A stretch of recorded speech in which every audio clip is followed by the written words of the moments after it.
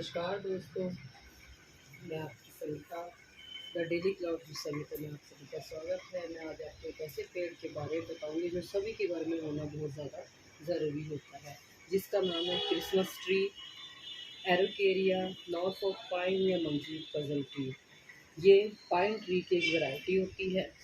इसके पत्ते थोड़े कटीले होते हैं। अब हम इसके आकार की बात करेंगे। इसका आकार थोड़ा वी शेप में होता है और इसका आकार यह इसी कारण होता है, यह एक हिली एरिया प्लांट है, ये पर्वतीय पहाड़ी प्लांट है। यह पौधा बर्फीली जगह पर आसानी से सर्वाइव कर जाता है, लेकिन इसकी सबसे बड़ी विशेषता यही है कि ये पौधा हर प्रकार की जलवायु और मौसम में सर्वाइव कर जाता है। इसका आकार इसी कारण ऐसा होता है क्योंकि इस पेड़ पर बर्फ आसानी से फिसल जाती है और यह आसानी से बर्फीले स्थान पर चलता रहता है। और सबसे बड़ी विशेषता इसकी यही होती है, किसी भी क्लाइमेट में आसानी से सर्वाइव कर जाता है।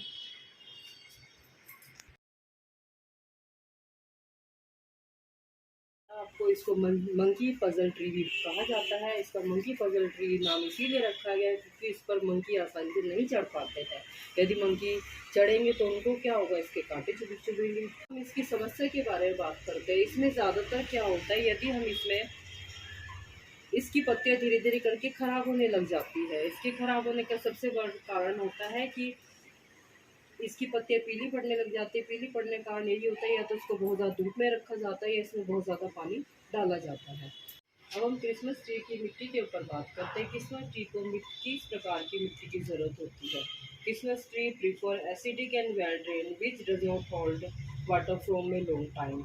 इसके लिए मिट्टी हम 40% गार्डन सॉइल लेते हैं, 30% सैंड लेते हैं और 30% कंपोस्ट, 1 टीस्पून इसमें एप्सम सॉल्ट डालते हैं। एप्सम सॉल्ट डालने का सबसे बड़ा रीज़न यही होता है, ये इसको थोड़ा सा नमकीन पानी पसंद होता है। जैसे कि मैंने अभी बताया, इसमें पानी रुकना नहीं चाहिए। पानी रुकने का सबसे बड़ा कारण होता है जिसमें ड्रेनेज नहीं होती है। तो यदि इसमें ज़्यादा पानी नमी होगी तो क्या होगा, इसकी धीरे धीरे पत्तियाँ पीली होती चली जाएगी। और ये सबसे बड़ी चीज़ है, अपनी शेप को बनाने के लिए इसमें प्रॉपर ड्रेनेज सिस्टम होना चाहिए। यदि प्रॉपर ड्रेनेज सिस्टम नहीं है तो धीरे धीरे करके इसकी पत्तियाँ खराब होने लग जाती है।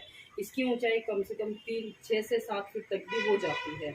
ये मेरा 3 साल पुराना पेड़ है जो कि मैंने लगाया। तो 3 साल में आप देख सकते हैं, इसको मैं 1 फीट के करीब पर लेकर के आई थी। आप इसकी लंबाई देखिए कितनी खूबसूरत, कितना सुंदर अब देखने में लग रहा है।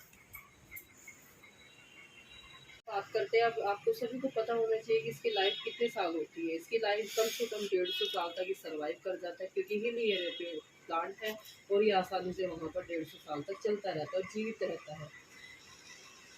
अब आते हैं इसकी सनलाइट के ऊपर बात करते हैं। सनलाइट इसमें सबसे बड़ी चीज़ होती है। सनलाइट इसमें आपको डायरेक्ट धूप नहीं देनी होती, इसको इनडायरेक्ट धूप में रखना होता है। या तो किसी बालकनी छज्जी के नीचे रख दीजिए या जहाँ पर आपको छन कर धूप आती है ऐसे स्थान पर इसको रखना सबसे अच्छा होता है। इसके लिए सबसे ज़्यादा प्रीफर जो धूप होते हैं 3 से 4 घंटे की धूप की आवश्यकता होती है। इसके बाद यदि ज़्यादा धूप में इसको रखा जाएगा उसके पत्ते धीरे धीरे करके पीले पड़ने लग जाते हैं। अब देखिए कितनी सुंदर इसका आकार है क्योंकि मैंने इसको छज्जी के नीचे रखा हुआ है, बहुत अच्छी तरीके से सर्वाइव कर रहा है। इसकी चौड़ाई सबसे बड़ा यही कारण है कि यह एक ह्यूमिडिटी लविंग प्लांट है। तेज तेज सूरज की रोशनी इसको जला सकती है, इसके पत्ते पीले कर सकती है और धीरे धीरे भुरभुरी होकर गिरने लगेगी। इसकी चौड़ाई गोलाई में बढ़ती है। इसको समय समय पर धूप की तरफ घुमाते रहे ताकि इसके पत्तियों की चौड़ाई गोलाई में आसानी से बनी रहे। अब हम बात करते हैं पानी की आवश्यकता। जैसे कि मैंने आपसे अभी बात की पानी की आवश्यकता, कैसे पानी की इसमें आवश्यकता है। जैसे कि आपको बताया कि एक हिली या पहाड़ी पौधा है, ज़्यादा पानी इसमें रुकना नहीं चाहिए, ड्रेनेज प्रॉपर होनी चाहिए, अंडर वाटरिंग और वाटरिंग अवॉइड। पानी हमें तभी डालना जब मिट्टी 1-2 इंच सूख जाए। अब देखिए मैंने इसमें ये सुबह पानी डाला था, अभी भी इसमें नमी है तो मैं इसमें क्या कल सुबह पानी डालूँगी और इसको इतनी ज़्यादा पानी की आवश्यकता नहीं होती है। अब हम बात करते हैं फर्टिलाइज़र की। इसके लिए फर्टिलाइज़र कैसे डाला जाना चाहिए। ज़्यादातर इसमें कंपोस्ट या लिक्विड मैन्योर दें। कॉफ़ी को पानी में घोल कर दें क्योंकि कॉफ़ी में मैग्नीशियम और पोटेशियम होता है।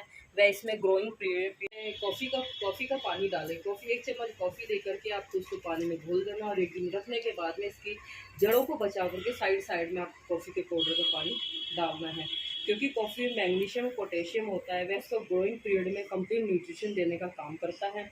सर्दियों में ये पौधा डोरमेंसी में चला जाता है, सर्दी में सो जाता है। सर्दी में आप इसे कम से कम इसको कम से कम पानी दें। सर्दी में इसको फर्टिलाइज़र की कोई ज़्यादा आवश्यकता नहीं होती है। अब प्रश्न आता है इसकी रिपोर्टिंग या इसको दूसरे गमले में रिप्लांट कब किया जाना चाहिए, ये रिपोर्टिंग कब करनी चाहिए। रिपोर्टिंग जब मैं इसको लेकर के 1 फीट से भी कम था ये पौधा, इतना था ये पौधा उस टाइम पर, और उसको मैंने अब उसको 1 साल के बाद इसको ट्रांसफ़र किया। अब देखिए आप 3 साल में कैसे कितनी अच्छी इसकी लंबाई होती जा रही है, और इसको धीरे धीरे करके 2-4 साल में इसको बड़े से बड़े गमले में परिवर्तित करके लगा दिया जाए तो ये बहुत अच्छा सर्वाइव करता रहता है और आसानी से पौधा चलता रहता है। अब करें मेंटेनेंस की बात। जैसे कि हमें पता है कि ह्यूमिडिटी लविंग पौधा है, सर्दियों में इस पर स्प्रे करें। स्प्रे से इसकी पत्तियों को मॉइस्चराइज़र मिलता रहता है। मैं रोज़ सुबह शाम इस पर स्प्रे करती हूँ, और मिट्टी गुड़ाई भी करते रहे समय समय 10-15 दिन में, और 10-12 इंच के गमले में इसको लगाना चाहिए।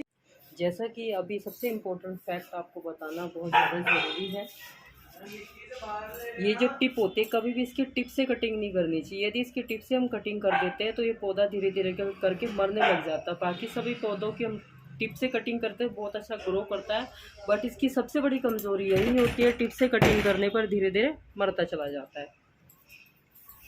जैसे कि आपको मैंने अभी बताया था थोड़ी देर पहले कि क्रिसमस ट्री को घर में लगाना वास्तुशास्त्र के अनुसार बहुत शुभ माना जाता है। क्रिसमस ट्री को अवश्य सजाना चाहिए, क्योंकि घर पर वास्तु दोष को दूर रखने में महत्वपूर्ण भूमिका निभाता है। 25 दिसंबर को क्रिसमस पर इसे सजाया जाता है। हमारे देश में इस दिन को बड़े दिन के नाम से भी जाना जाता है। घर के वास्तु दोष को दूर करने के लिए हमें इस पेड़ को अवश्य उगाना चाहिए। इसको घर में लगाने से सकारात्मक ऊर्जा आपके घर में बनी रहती है, और ये बहुत ही अच्छा ऑक्सीजन गिविंग प्लांट है। ये एयर प्यूरिफाई करने का भी कार्य करता है। अब अंत में मैं आपसे एक ही बात कहना चाहूँगी, आप सभी से यह विनम्र निवेदन है कि सभी अपने घरों की छतों पर, बालकनी में, जहाँ भी आपको उचित स्थान लगता है वहाँ पर पक्षियों के लिए दाना में पानी अवश्य रखें। जैसे हम प्यास से विचलित हो जाते हैं वैसे पशु पक्षी भी बेजुबान होते हुए कभी आपसे पानी मांग नहीं सकते और कह भी नहीं सकते। इसीलिए ये आपका फ़र्ज़ बनता है, ये आपकी ड्यूटी बनती है कि आपको यह कार्य अवश्य करने चाहिए। जैसे आप सभी को पता है बहुत ज़्यादा गर्मी पड़ रही है, हम ही सब इतने ज़्यादा विचलित हो जाते हैं पानी ना मिलने के कारण, पक्षी को क्या हाल होता है। धन्यवाद। आपको ये वीडियो कैसी लगी आप कमेंट बॉक्स में मुझे अवश्य बताएं। लाइक करें, सब्सक्राइब करें, शेयर करें।